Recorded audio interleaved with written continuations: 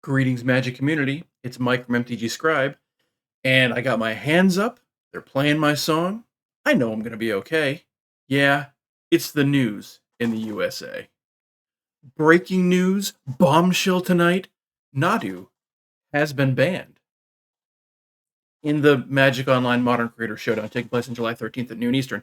So, Wizards is on vacation this week, and anyone who was expecting there to be some sort of news about Nadu being banned or restricted, not restricted, they don't restrict things in Modern, being banned, would be sorely disappointed because there's no news coming this week. On Monday, however, they're back in the office. Who knows what could happen?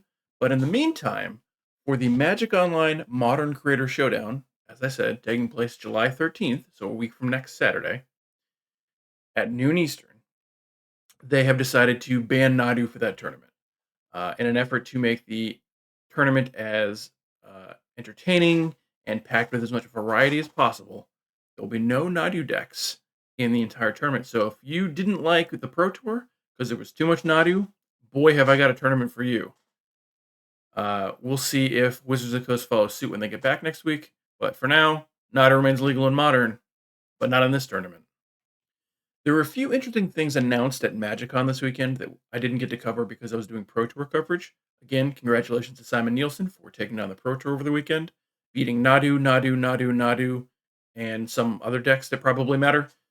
But they did announce that the Duskmourn in-store pre-order bonus is both going to be a copy of Twitching Doll, a cat doll made out of spiders, but you're also going to get a full collector booster while supplies last. That's a pretty significant promotion. So it seems like they're pushing in-store at LGS pre-orders pretty hard, which is welcome news. If you prefer to order from Amazon, you will get a digital sleeve for use on Arena, which is not the same thing. So if you can, call up your local game store, order from them, and if you do it soon enough, you get a full, complete Duskmourn collector booster. We actually got quite a lot of Duskmourn preview stuff over the weekend, and I've seen a lot of people curious as to why we got more Duskmourn stuff than Bloomburrow stuff, considering Bloomburrow is going to be out by the end of this month. And on Mark Rosewater's blog, he addressed this, saying that they're so confident in how excited people are for Bloomburrow that they felt it was a better use of their time to talk more about Duskmourn, which is a set that needs a little bit more explanation to understand. Whereas Bloomburrow is Redwall, the set. It is a bunch of adorable animals doing fantasy things. And the story has started to go up for Bloomburrow this week, even though Wizards is off this week on Daily MTG. And that's been going pretty well. And again, people seem very excited for this set. So I think Mark Rosewater has a point. Whereas Duskmourn probably does need a little more explanation. When you say fantasy animals, that sort of evokes a certain aesthetic to people. When you say 80s horror, it's a little harder to reconcile that with the fantasy game of Magic the Gathering. So the debut stream for Bloomburrow will be taking place on July 9th at noon Eastern on the official Magic Twitch channel. We'll get a bunch of information then. That'll be the official kickoff of preview season for Bloomburrow. And get ready because pre-release is coming out in just a couple of weeks. Now, also this weekend was announced a set called Magic Foundations, which is a set that nobody knew anything about, just sort of came out of nowhere. And this is a set that is aimed very directly at trying to onboard new people play to the game of Magic the Gathering. They mentioned at the Gen Con panel last year when they were talking about their long roadmap for both this year and part of next year, that onboarding new players was something they were actively looking into and trying to figure out a way to do that makes sense. They mentioned a couple of times that they found that aiming a set at new players that was a dumbed down, simpler version of the game just wasn't effective because then they would see cards that they thought were cooler. They wanted to do the cool things instead of the simple things. They didn't really want the building block version of it. So that is where this set came from.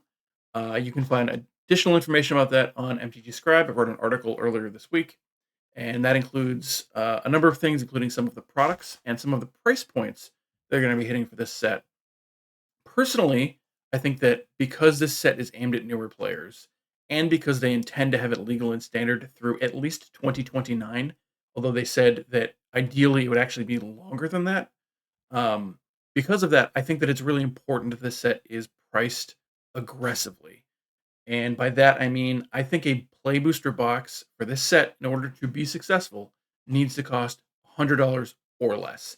If it costs more than $100, I do not think the set is going to be successful. It really seems like these cards need to be abundant and available to everyone. And that means keeping the price down. So if they want this to work the way that they intend it to, I think that is going to be the most important thing to keep an eye on. Having said that, they did again mention a couple of price points for a beginner box and for a starter set, and those are priced pretty well. Beginner box is only $30, starter set is only $60, and those contain 200 and 350 cards respectively. Again, more information on MTG Scribe. I'll post a link in the description. You can go and check that out. But I'm cautiously optimistic for this set. And that's mostly all the news for this week. We still have to look at the forecast for the week ahead, but again, Wizards is off this week, so we didn't get very much. Next week, we'll see the debut stream of Bloomburrow happening on Tuesday on Magic's official Twitch account. That happens at noon Eastern Time.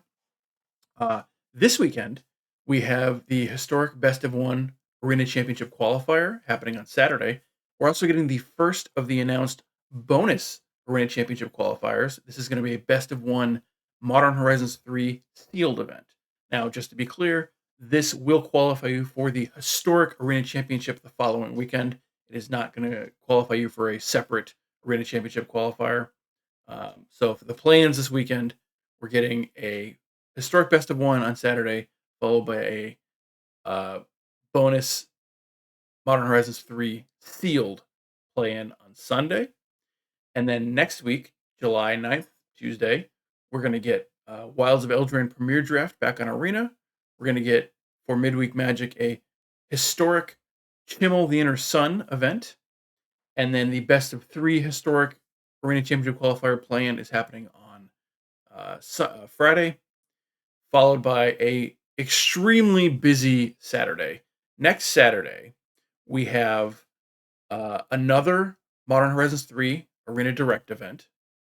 We have Arena Championship 6. We have the actual Arena Championship qualifier. And we have the Magic Online Modern Creator Showdown, all on July 13th. So that is going to be a busy, busy Saturday.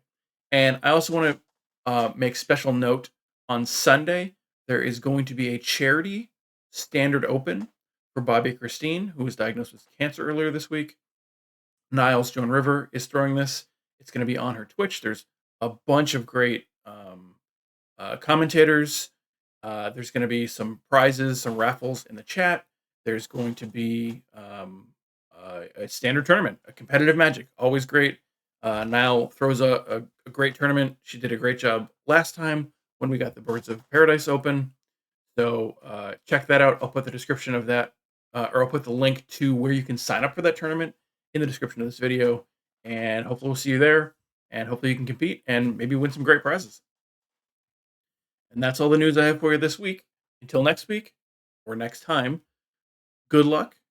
I hope tomorrow's a better day for you.